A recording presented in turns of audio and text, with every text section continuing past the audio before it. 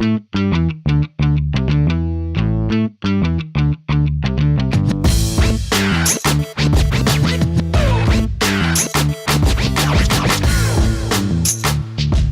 everyone, and welcome back to the Dynasty Slant from PFF Fantasy. This is Scott Spratt.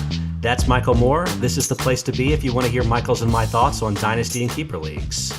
Michael, last week was the first time we've recorded a podcast together, and I want to say maybe 2 or 3 years. And, you know, nothing totally disastrous happened, so I'm pretty pleased about that. Do you have any thoughts on how we can maybe avoid a sophomore show curse? Well, I think, not really. I mean, I think you just jump right in. But I do have a question for you, Scott. Oh, hit me with it. Both of our teams were on buys this week, Carolina and the 49ers. So my question is, what did you do? Did you watch something else? Did you maybe go outside for the first time in a while? What did you do? I have way too fair skin to go outside, Michael, so that was a non-starter. I watched the Ravens game, and let me tell you, it was an offensive explosion in that one. Definitely worth my time. You poor guy. That's too bad. I had a good time. How about you? Well, I definitely watched they're 12 o'clock games here because I'm in the central time zones. But after that, I definitely got started on my Lifetime Christmas movie season and watched a very good movie about a lady that owns a bookstore that ran into a guy. And would you know it, they fell in love, and it was Christmas time. See, that's interesting. We're going to have to go to war on this because I'm a Hallmark Christmas movie man, and you're apparently a Lifetime Christmas movie man. Okay. So we're going to have to discuss that more. But first, let's get started with some actual fantasy football talk. Yeah, okay. Oh, my God, it's picked off! Topic 6. All right, there's a lot we want to cover on today's show. So let's start with, Michael, what I thought was the most interesting topic that you came up with, which is, what do you think the Vikings offense is going to look like in 2018 and beyond? And I didn't know do you want me to just start by talking about like which players are under contract and which aren't long-term for them? Or how do you think we should even start this conversation? Yeah, do that because I have an interesting juxtaposition to all that. So go ahead and name all the players that they have now and will have. So I think the reason we sort of came up with this in the first place is because we talked about Adam Thielen last week and how good he's been, and Diggs is obviously another really great receiving option. So there's a lot of stuff going on in their offense. But at quarterback, it's a really weird situation. You have Case Keenum right now, who's been very productive in fantasy so far this season, but is weirdly in kind of a quarterback controversy right now with Teddy Bridgewater, who is just finally back and healthy after missing the last, I think, 2 years. Is that right, Michael? Has he played since 2015? He injured his leg in the preseason of 2016. Okay, so it's been more than a year. Yeah. Okay, so you have Keenum, Bridgewater, and then Sam Bradford is also still on this roster. Well, as of next season, I'm pretty confident that Keenum and Bradford are both going to be free agents, unrestricted. And Bridgewater is in the last year of his rookie deal as well. The Vikings already declined his 5th-year option before the year even started. So I think from the quarterback perspective, everybody comes off the books next year, and the Vikings will have flexibility to do what they want to do. Does that sound right to you? It does. Okay. Then at running back, this is almost as fascinating because Dalvin Cook is the rookie that was very productive for the first 6 or 7 games before he went out with an injury. He's on his 4-year rookie deal. But then you have Jerick McKinnon, who is filled in quite well for him as one of the 2 running backs they've been using. He's an impending free agent. And then Latavius Murray, who had the big week last week, he has an option the Vikings can pick up for $5.15 million if they want to, or they could let him walk and become a free agent. So a lot of flexibility for the Vikings next year that could lead to a lot of different scenarios. Let's discuss them right now, Michael. How do you think this shakes out for the team next season and beyond? Well, and I thought this was interesting because just to compare going into 2016 and 2017, the Vikings of 2016 were going to roll with Teddy Bridgewater at quarterback, Adrian Peterson at running back.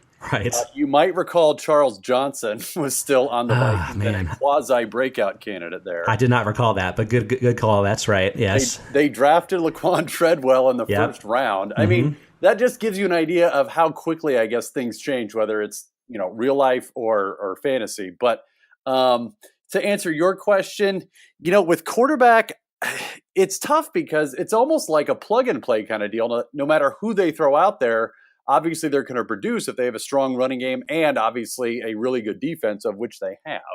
So going into next year, I think I would personally, how I see it shaping up is keeping one of Keenum or Bradford, right? Okay. Because they can't keep all three, obviously. I think Bridgewater comes back. I don't think he's going to request a lot of money on the open market. I think he probably doesn't play again this season. I think Keenum's probably playing too well. So I think they could probably bring back Bridgewater and Keenum relatively cheaply compared to a Sam Bradford, who I think would probably get a higher deal somewhere. So I personally think they're going to go with two of these guys going into next year and have a little competition in the preseason. What do you think? I think that makes some sense. It's actually kind of eerie how similar these players have performed.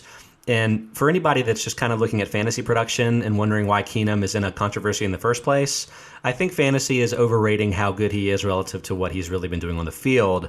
That's something you can see in his PFF grade, where he's 18th at the position and trailing guys like Andy Dalton, Eli Manning, Jameis Winston. So it's not like he's been lighting it up in real life. Maybe he has in fantasy. But I kind of pulled some stats here just to show how similar these guys have been. And since 2014, Keenum has an overall 7.3 yards per attempt. Bradford has 7.2, and Bridgewater has 7.2. So there you go. These guys are all the same guy. But really, they aren't. And it's because there's sort of stylistic differences here.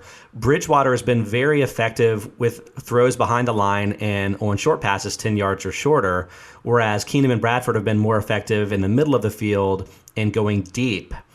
And in particular, I feel like that is a better fit for the roster. Thielen and Diggs both have pretty high average depths of targets, 11.2 and 13.7 yards. That makes them 28th and 14th among the 60 qualifiers. So I feel like because of just they've sort of stumbled into these really good receivers that are really good deep threats, it's backward, but I feel like they're going to want to pick a quarterback that is better suited to make them explosive players down the field. So I'm leaning Keenum, and I agree that Bradford and Keenum probably are going to be too expensive to keep together.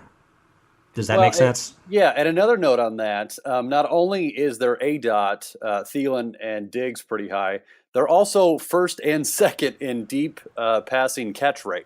Yes. Meaning they are the best at catching deep balls this year, 1 and 2. So I agree. If you've got one of those quarterbacks that is especially adept at throwing it deep or even, a medium range, I think they got to use that and they got to utilize that, which, look, Keenum, he got a bad rap, obviously, going into Minnesota because he came from the Rams. But luckily, he was freed from the Jeff Fisher shackles and he was able to at least be, I think, competent in Minnesota. Yeah, and this is another one of those situations where Keenum doesn't have to do everything himself. They've got a great defense. They have a good running game, which we're about to talk about.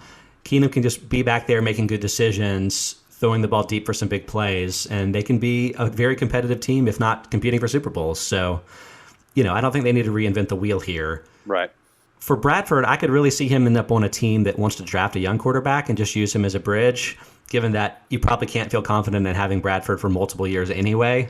He seems like the right kind of guy for that. Having him in multiple games, Scott. Sad but true.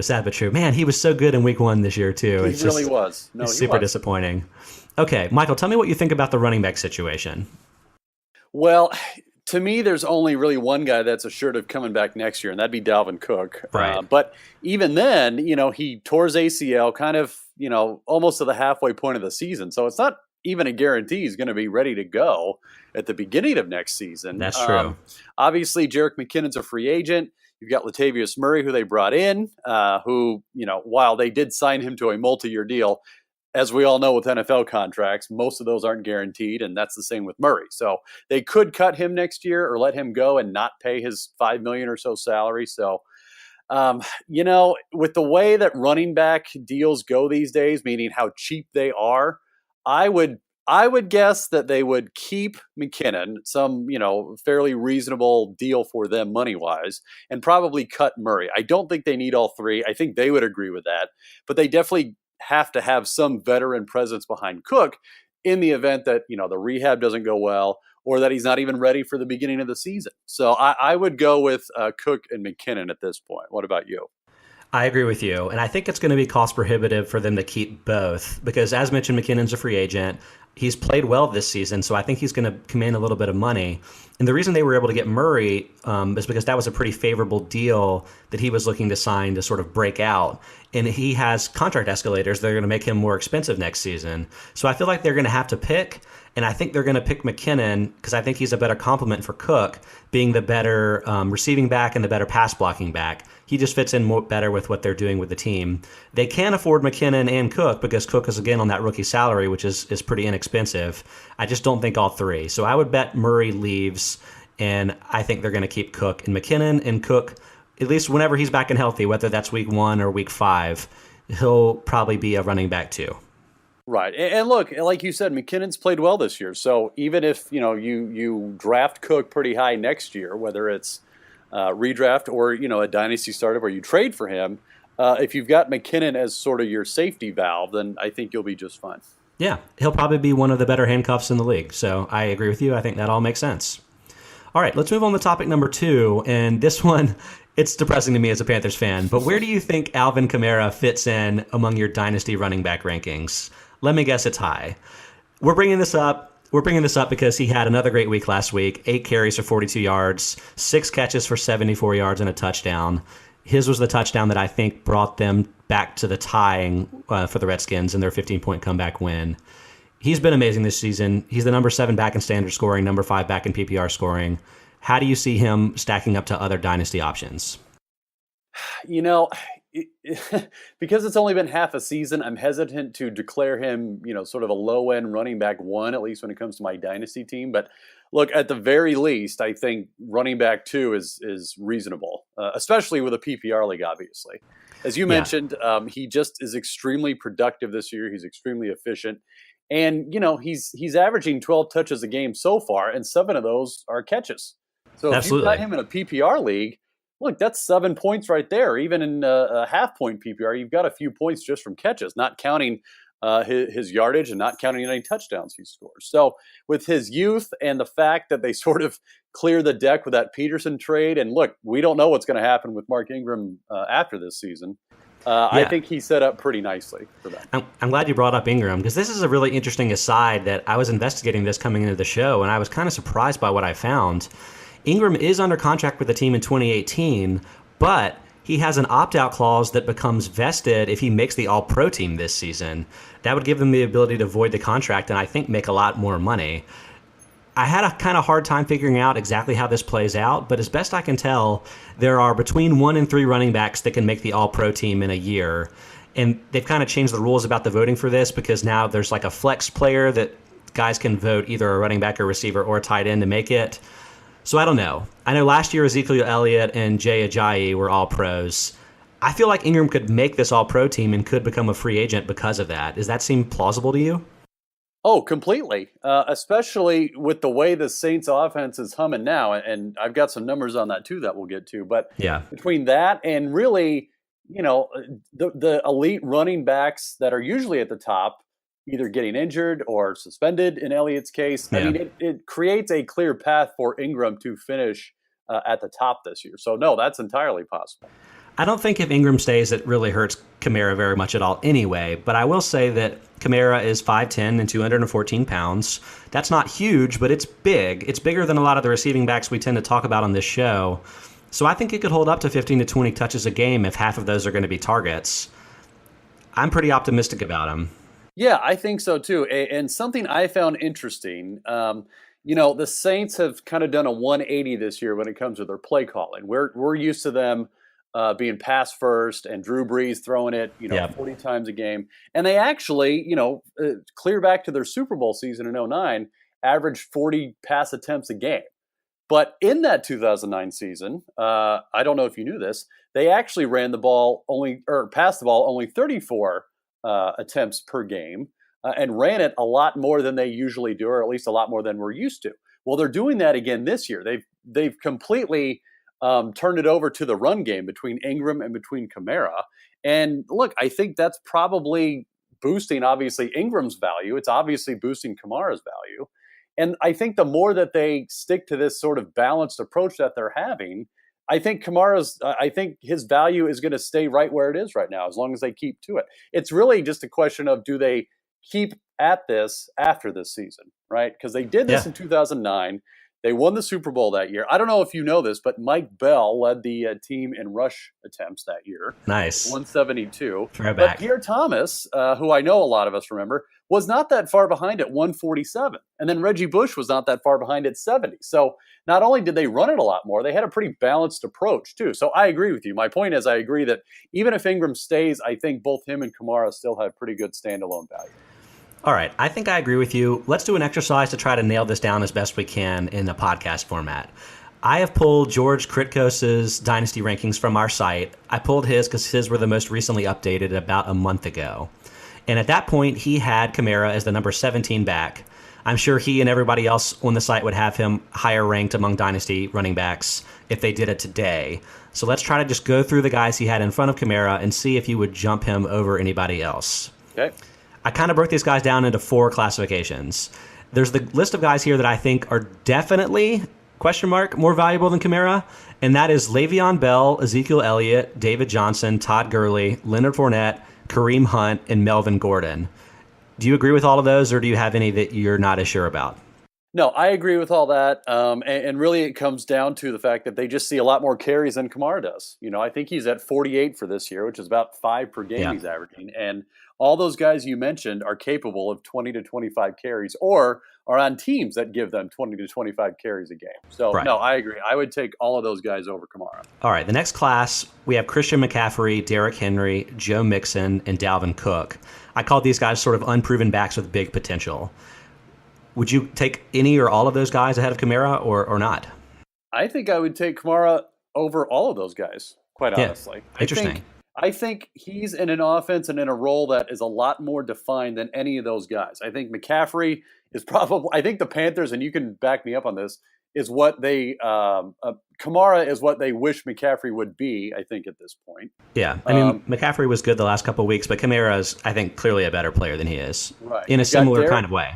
Right. You've got Derrick Henry, who, until they once and for all sort that situation out with him and DeMarco Murray, I can't really trust him consistently. Joe Mixon's kind of struggled a little bit lately. And then Dalvin Cook, who was pretty explosive when he was on the field, just got done tearing his ACL. Yeah. So going forward, I would be much more comfortable with Kamara than those guys. All right, 4 more veterans, Devontae Freeman, LaShawn McCoy, Jordan Howard, and Ty Montgomery.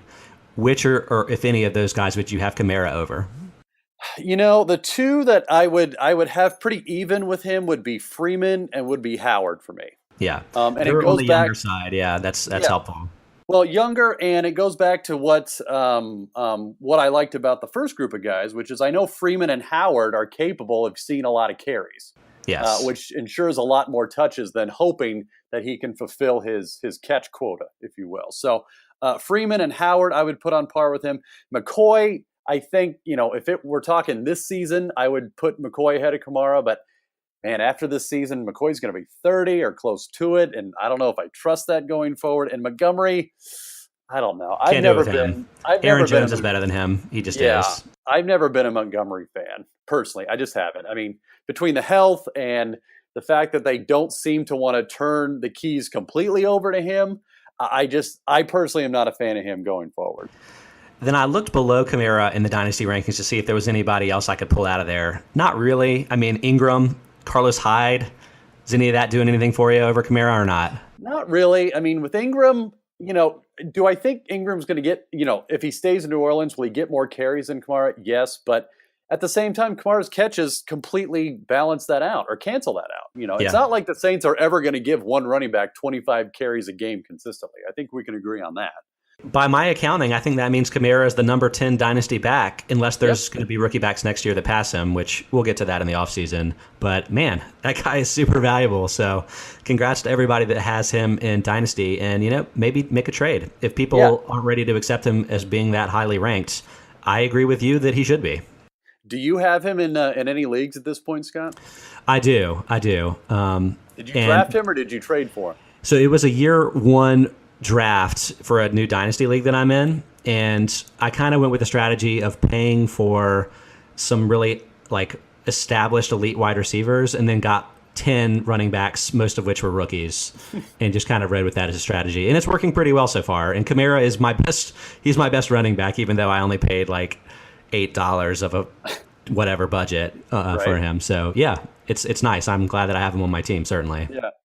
Yeah, I have him in one of my dynasty teams, and to be honest, I didn't draft him. Not that I didn't like him coming out, but I didn't draft him. But I have a team that is certainly rebuilding. I have no shot at the championship this year. Yeah. And I had actually Jay Ajayi, and somebody had approached me about Ajayi, and this was before the trade to Philadelphia, but somebody had approached me for him and offered, I think it was Kamara and George Kittle. Okay. The tight end, which it's a standard scoring for tight end league, so nothing special there, and a third rounder, all for Ajayi. And I thought, I'm not completely sold on Ajayi, and that seems like a decent return for him, so I'm going to go ahead and do it. Yeah. Thank God I did, because Kamara has completely blown away most other running backs, like we talked about. So I mean, I would have thought that would have worked out eventually, but it's already paying dividends for you this year. So yeah, pretty much, great. And it's completely screwing up my rebuilding plan. But I digress. So. You're like the Jets of fantasy football, just winning games when you should be tanking. But what can you do? Okay, let's move on to topic number 3. I thought this was a fun one that you suggested. Is Kenny Stills finally breaking out? So this comes on the heels of another huge performance. I think what did he have, 180 yards and a touchdown this week? Yep. So one of the top receivers of the week. For the season, he's up to 33 catches, 408 yards, and 4 touchdowns, which makes him the number 15 wide receiver in standard scoring. So I guess I'll just pose the question back to you, Michael. Do you think he's breaking out finally? I think so. And look, he's one of those guys that I know has shown flashes before. And, I think we always thought he was on the verge of a breakout, but he's, seemingly finally doing it now. And the reason I wanted to bring him up, especially for dynasty leagues, is I think he's probably set up to do even better next year. He's going to be in Miami still. He signed a pretty decent extension before this season started. But this Jarvis Landry thing in Miami, he's not going to be there. If he were going to be there, they would have re-signed him already, and I just don't see him coming back, which leaves a big hole as far as targets go for a guy like Stills. And really the only other established receiver that's going to be there next year is Devontae Parker.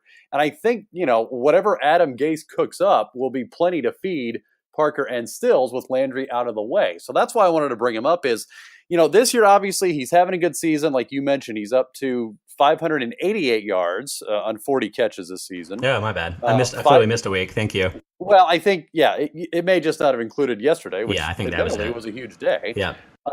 He's got 5 touchdowns already on the season. He had 9 last year. I mean, he was a pretty decent threat last year. But I wanted to talk about him because, so far he's done pretty well just being, just working in that offense and being fairly efficient.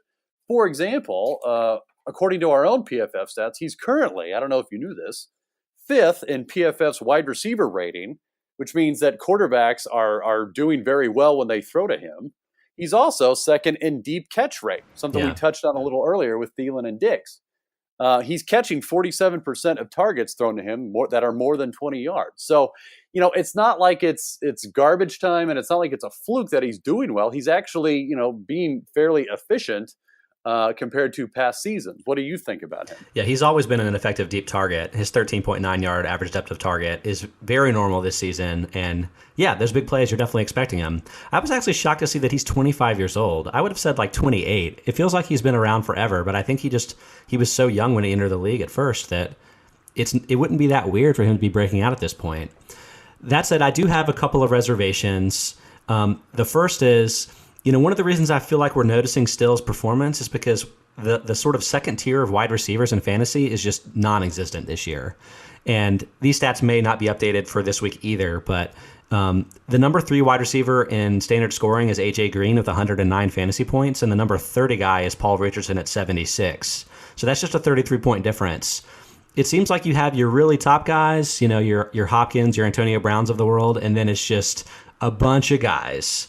Stills is definitely among those bunches of guys, but I don't know. I feel like if next year kind of bounces back to the way things had been, there's definitely going to be a clear tier of guys in front of him before I would even consider him in a league. My second reservation is kind of the quarterback situation in Miami. In a lot of ways, you could say this has been something that's hurt Stills, having to yo-yo between all of these different guys. But I do think that Matt Moore is the best fit for Still's skill set, especially with the deep balls. Moore tries more passes deep and has more yards per attempt on medium and deep throws than either Tannehill or Cutler. Tannehill's deep accuracy has long been a problem for him, but it seems like he's had the most success with Moore behind center. In fact, 3 of his 4 games where he's seen at least 8 targets have come with Moore playing. So I'm not sure if this is something that's going to keep up with Tannehill when he comes back next year, maybe, or whatever they do at quarterback next year. I just wonder whether he and Moore have a good chemistry that isn't something that's going to be fantasy relevant in the long term. What do you think? Yeah, and I think it's important, as you mentioned, to sort of, just realize what I guess the expectations were. Meaning, he's having a very good year. Like you said, it's some of it to do with the fact that some other receivers are injured and not playing too. Much like the running back situation. You got Beckham, who's been out for a large period of time. You've got a lot of other receivers that have missed a lot of time that have sort of pushed these not lower, but, I guess tier 3-ish guys up like Stills. So, but I think I'm more looking forward to next year when it seems like there'll be a more or better opportunity, I should say. And look, that's a pretty good segue to what we're going to talk about next with the quarterback situation, because I don't know that Miami has a quarterback on the roster right now that's going to be playing for them next year. Well, they certainly made the cut for this next question for me, which is, where does Kirk Cousins play in 2018, and does that help or hurt his fantasy stock? So Cousins had another really effective fantasy day. He actually, I thought, played really well overall. He took some major hits and got the ball out and did a good job. But obviously they blew that game to the Saints. That team is probably going to be eliminated from the playoffs, if not now, then within the next couple of weeks. So, we've sort of seen all the things that have happened with this situation, with all the franchise tags and everything else. At this point, Cousins is going to be a free agent next year, and I'm wondering where he's going to play. And Michael, by my count, 21 teams have a clear incumbent where they won't be looking at a new quarterback, but there are 11 that don't. So let me at least bring those up quickly before I get your thoughts on where you think he's going to play. 1, Arizona Cardinals. Carson Palmer could retire. 2, Buffalo Bills. There's rumors that they could be looking to trade Tyrod Taylor. Obviously, you saw that circus this week. Who knows what they're going to do? Number 3, the Cincinnati Bengals. They can opt out of Andy Dalton's contract, and that would only cost them $2.3 million next year, so that may be something they want to do. Then you've got 4, Cleveland Browns. They'll have a top pick, but they need a quarterback, obviously. 5, Denver Broncos. 6, the Jaguars, Blake Bortles. He has a $19 million team option. I can't imagine they'll pick that up. Number 7, Miami Dolphins. They could cut Tannehill, and that would just be a $4.6 million cap hit, so they could move on there if they want to. Vikings, we mentioned all of their guys are going to be free agents next year, is number 8. The Giants, they have a top pick, and Eli, he can't really be cut prior to 2019 without major financial issues. So maybe they're not really 1, but I'm calling them 9. The Jets, 10, and then the Redskins themselves being 11. I think those are the teams that could realistically make a play at Cousins. Where do you think he's going to go? If I had to nail one down, I would probably go Arizona, quite honestly. I think of those teams that you mentioned, well, I would say Arizona or Denver. I think you've got to look at a team that is ready to win now and has sort of mature veterans on their roster. And Arizona, for me, would be perfect. They just re-signed Larry Fitzgerald to a 1-year extension, so that tells me they're not ready to blow it up just yet. They'll have David Johnson back next year, obviously, and they still have a good defense. They're just missing, really, a quarterback that can stay upright. And look, no matter what your opinion on Cousins, at least he's stayed healthy the last couple of years that he's been the starter. Hey, I think he's a good player. So if I were these teams, I would love to have him. With the Cardinals, they actually have some cap problems. And obviously, if Palmer retires, that frees like $20 million for them. So they could afford Cousins. But if I'm Cousins, I'm wondering, yeah, maybe that'll work in 2018, but what's the long-term plan of the team? They've been sort of hemorrhaging good players, especially on defense in recent seasons. And they probably can't afford to keep the core together that kind of took them deep in the playoffs a couple of years ago. Why not the Jaguars then? I mean, that's a team that's going to free up some cap space if they lose Bortles. They'll easily be able to afford him, and we're seeing that they have a young defense that's kind of on the rise. Maybe their offensive weapons aren't tremendous, but Fournette seems really good. I feel like they're a younger version of the Cardinals, and that might be a more appealing spot for Cousins, at least from a play perspective. Yeah, it would. My only question for you on that would be, Jacksonville's made it a point to really run the ball more. I mean, they drafted Fournette. They've just, tried to limit, obviously, the times that Bortles has the ball in his hands. So I guess my only question would be, do you think they would alter their approach next season with Cousins? Because, look, you've got Kirk Cousins. You're going to let it rip, or at least you have a better chance to succeed doing that than you did with Blake Bortles. So do you think they would pass him more, or do you think they would sign him to be sort of that game manager type? I'll answer your question with a question, which is, do you think Drew Brees is upset that he's not throwing the ball as much this year, or do you think he wants to win games? That's true. That's true. Yeah. Okay. So that's where I'm leaning.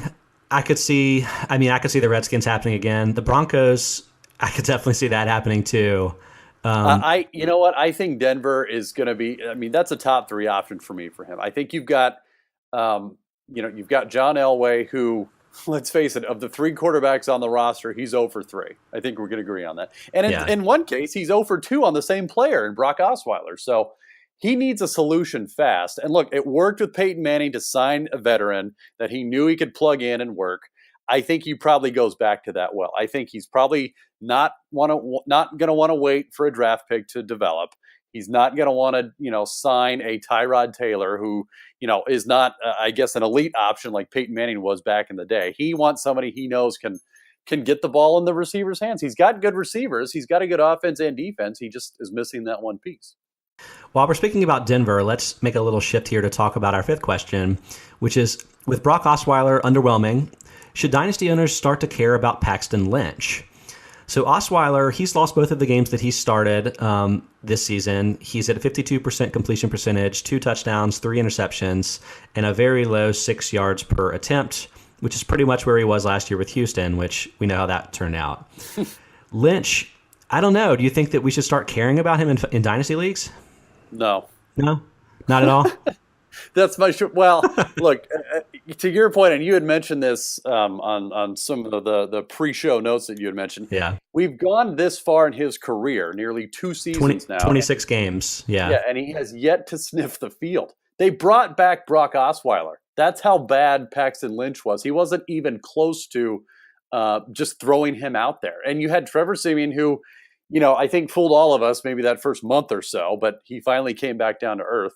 And apparently that wasn't even enough to throw Lynch out there. They had to bring Osweiler back. So for me, I can't imagine that Lynch is anyone to monitor, especially since most dynasty leagues, at least that I'm a part of and that you probably are a part of, are only 1 quarterback. I can't see Lynch not only starting but developing it into a top 12 option. So I don't know. I think Elway completely starts over next year at the position between free agency. Maybe he does pick a guy high in the draft to go with a guy he signs in free agency, but I can't imagine Lynch being the guy there this year or next year. Yeah, this isn't exactly Aaron Rodgers sitting while Brett Favre sort of finishes his career.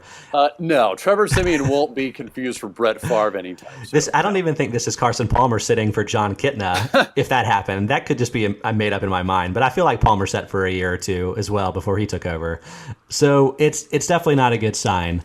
Let me make my sort of weak attempt at saying why Lynch might be somewhat useful in fantasy. His junior year in college, his last year at Memphis, completed 66.8% of his passes. That's not bad. That's pretty much the mark of guys like Jameis Winston and Cam Newton, who are relatively inaccurate by NFL standards, but are effective quarterbacks. You've got Lynch, 245 pounds, is a big guy. He rushed for 17 touchdowns in 3 seasons in college. I could see Lynch being like a Tim Tebow-like fantasy player, where all of a sudden he's like suddenly giving you top 10 quarterback performances in a couple of weeks, and you're like, what's happening here? Should I be starting this guy? But then he'll be replaced in real life, even if he's effective in fantasy, because his fantasy production is not a reflection of how good he is as a player. And that's kind of what I feel like Lynch could be doing, which maybe that means pick him up if you need a quarterback, but don't expect him to be a long-term solution for you, I guess is where I've ended up with that. Yeah. Yeah, definitely. I mean, this year I think is pretty shot. I mean, it's possible he sees the field this year, but going into 2018, I don't know that he would be on my shopping list. All right, so let's ask you another player that could be on your shopping list. I'm not sure. Ricky Seals-Jones. Here's a name that I literally had no idea who this guy was, but then suddenly he gets 54 yards and 2 touchdowns on his 5 targets this week for Arizona. So I don't know. Is this a guy that we should care about, Michael? I have a hard time saying yes, only, and not necessarily because of the player. I mean, I think, he's got the ability. It all has to do with the team he's on. Arizona, specifically under Bruce Arians, just doesn't use the tight end at all. I went back and looked. The top 2 tight ends for the Cardinals got 80 targets last year. Yeah. They got 60 targets in 2015 and 70 targets in 2014. So if you just, cut it down the middle, that's about 70 targets for their top 2 options a season, which that's just not enough to be fantasy relevant, especially when you've got this very good rookie class we have this season of tight ends between Ingram, even Kittle to a lesser degree. And look, even Adam Shaheen for the Bears had a good day yesterday. So, I think he had a good game. I think we have to take Arizona's game yesterday with a grain of salt. You had Blaine Gabbert at quarterback. You didn't have David Johnson, obviously, who's still out with that wrist injury. So it was like a bizarro version of the Cardinals, and I just lump in Seals Jones with that bizarro version, not the real life version. What about you? Okay, here's another half-hearted attempt why you could maybe care. Okay. So Seals Jones, he's a rookie tight end out of Texas A&M. The thing that I really like about him is, one, his size, 6'5", 245 pounds. He's kind of the ideal size that you're looking for from a receiving tight end. And he was a former 5-star recruit, and injuries might have had a lot to do with the fact that he had pretty mediocre production in college. All the scouting reports that I've read about him say that, hey, he looks great, but he just doesn't have the speed or quickness to separate. And he has what we in the business call Eric Ebron hands. He drops more than 10% of his passes in college. Not what you're looking for, obviously. But I feel like the guys that sometimes come out of nowhere to be like, hey, this guy was totally undrafted and suddenly he's a great player, those guys tend to be former 5-star recruits that for whatever reason, things just didn't work out for when they were in college. So give me a deep dynasty league, maybe I will care. But I think I'd rather have Rico Gathers. I think I'd rather have Jake Butt. So I think we're talking about pretty deep leagues here at this point. Yeah.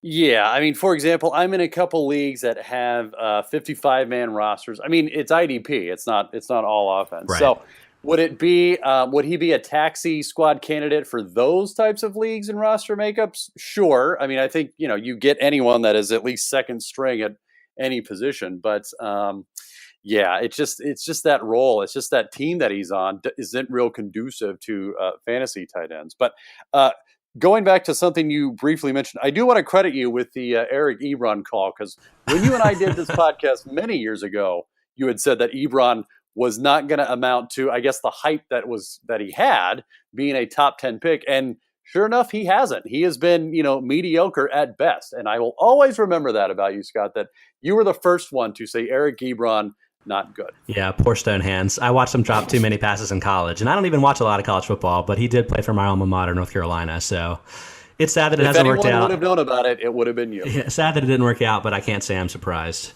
Right. All right, Michael, we've agreed too much, so let's do some gunpoint banner. Guys.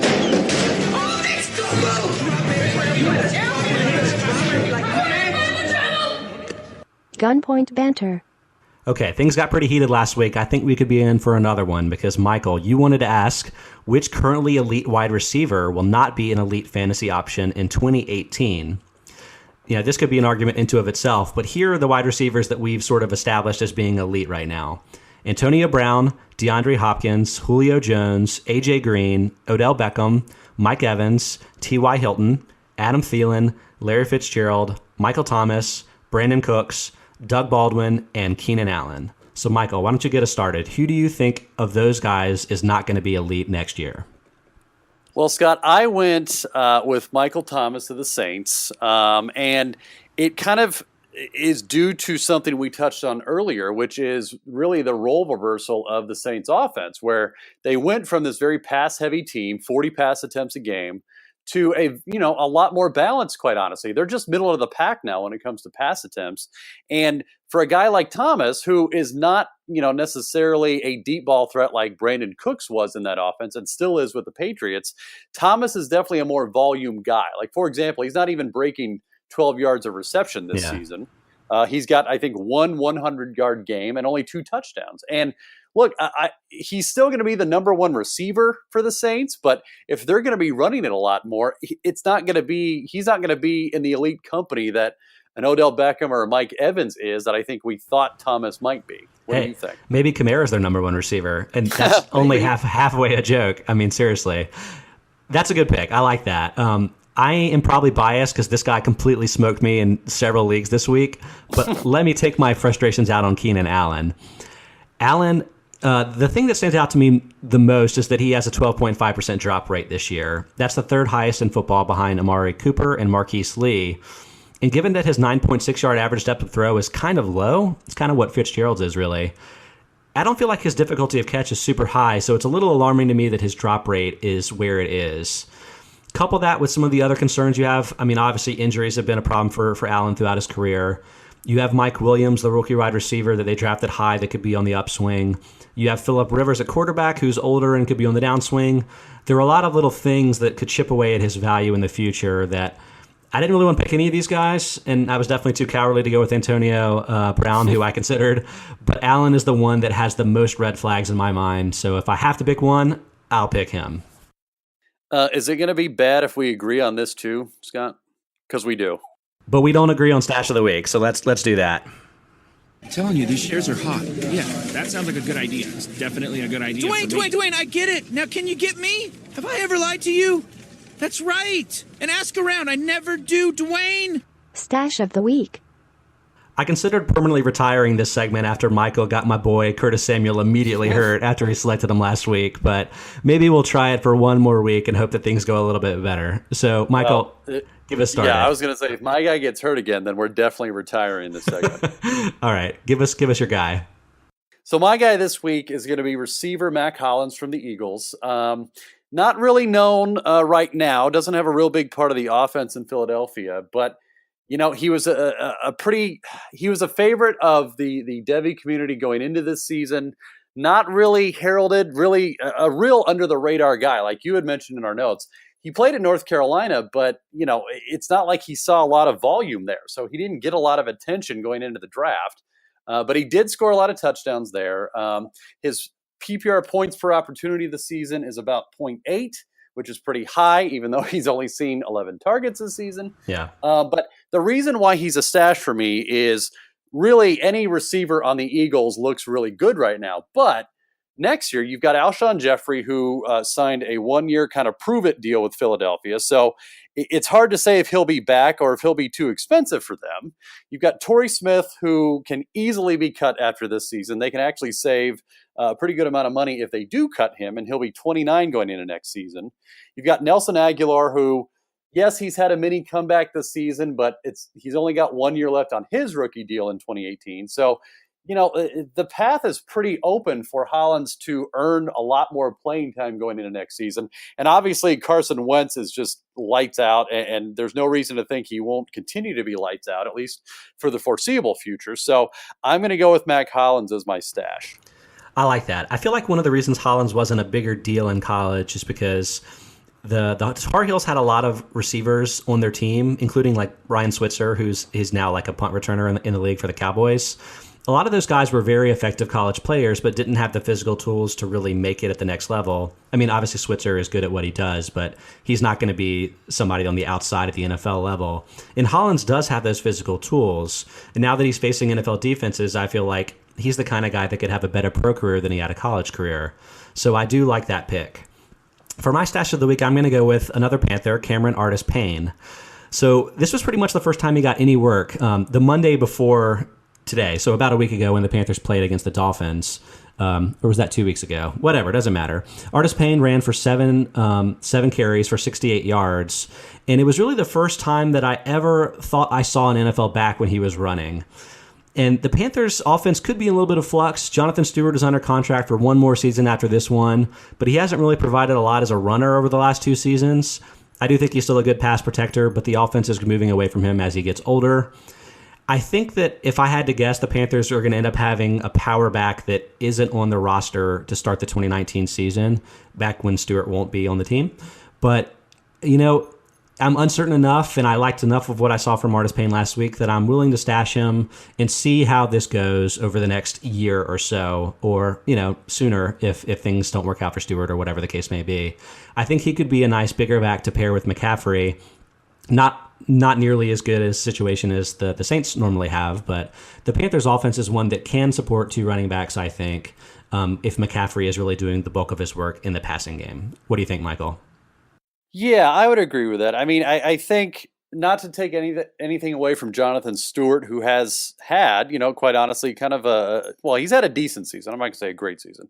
He's got 460 yards, 1 touchdown. Okay, it's actually been worse than I thought. But my point is, I think him and a guy like Artis Payne are not all that dissimilar, and I think Artis Payne is significantly cheaper than Stewart. So I could definitely see, even as soon as 2018, them cutting Stewart, saving the money, and just having Artis Payne as sort of the bigger back role while they maybe turn over more to McCaffrey.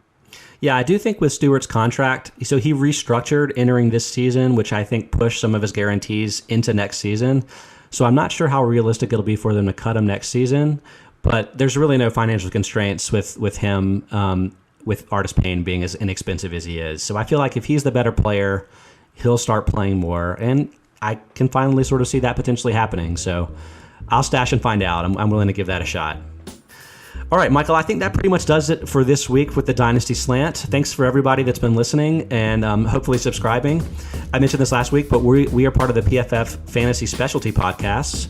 That includes the IDP shows that are come out on Wednesdays and the DFS shows that come out on Thursdays. We'll be out Tuesdays most weeks throughout the rest of the season and then throughout the offseason. So thanks again for listening. For Michael, this is Scott. We'll catch you next week.